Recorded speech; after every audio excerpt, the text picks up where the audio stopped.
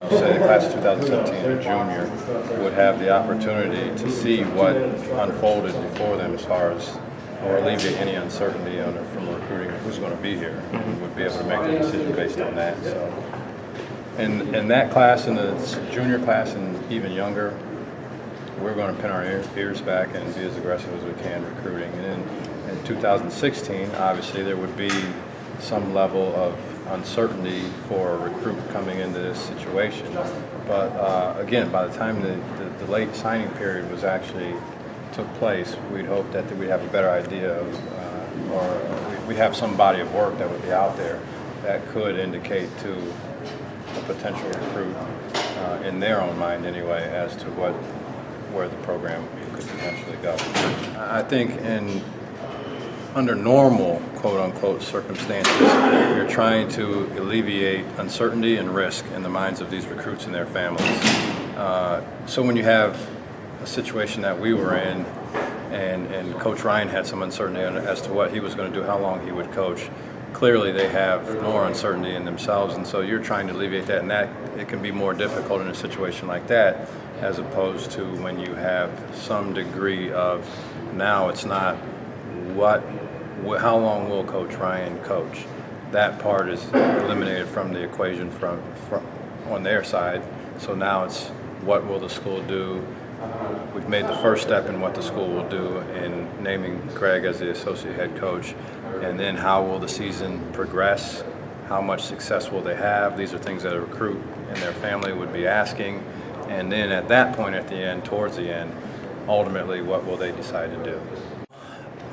In reality, I think that some of the young classes, we have one commitment in the class of 2017 already.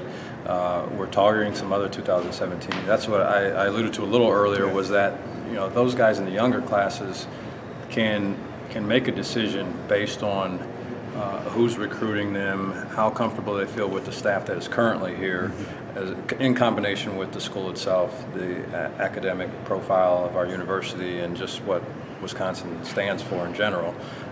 And then they would have the luxury of having seen what the school did as far as whether they hired Greg as a head coach or went another direction, so then for them, I think it's a smaller issue for them, because they have some lead time to be able to make an educated decision at the end of it. Well, to put it bluntly, a lot. I mean, what have I not seen? His demeanor, how he handles situations, how he handles people, how he recruits, how organized he is, how calm he is under certain circumstances, how he relates to our players and to other people, how he treats people. There are more things I could say probably, but there's no secret formula as to a guarantee on who's going to do what as a coach, right? There just isn't. That's fact.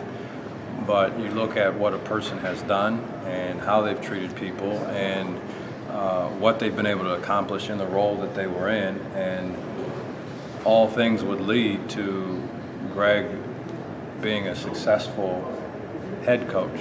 And again, he has not done those things yet. He has not sat in that chair, but most head coaches, well, all head coaches haven't at one point in their careers, right? So we believe in him wholeheartedly. We support him, and again, like you mentioned, we've had some discussions. He'll lean on us for certain things, and ultimately he'll make the final decision, and that's what comes with the territory. But we believe in him and are supporting him as fiercely as we can. That's hard to sum up in a few words, but he's been the face of this program for a long time. He is what I have always associated Wisconsin basketball with, and everything positive that is associated with that. The winning, the culture, the academic standards of players.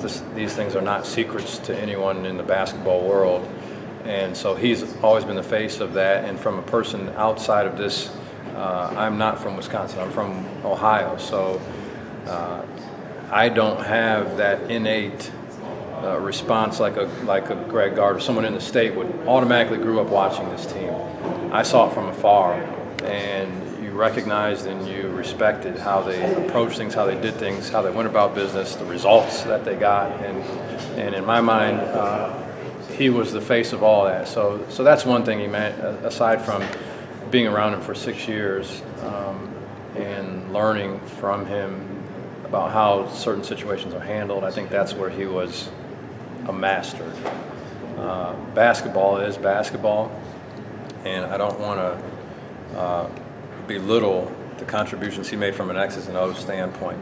He's also very, very good, but I think his true, where he shines the brightest, is in his handling of situations and dealing with people and our players, and that has been, I think, the things that I will learn the most from what he does. There's 100 ways to skin a cat, but how he handles situations that present themselves and even diffuses situations before they become situations is something that can never be downplayed.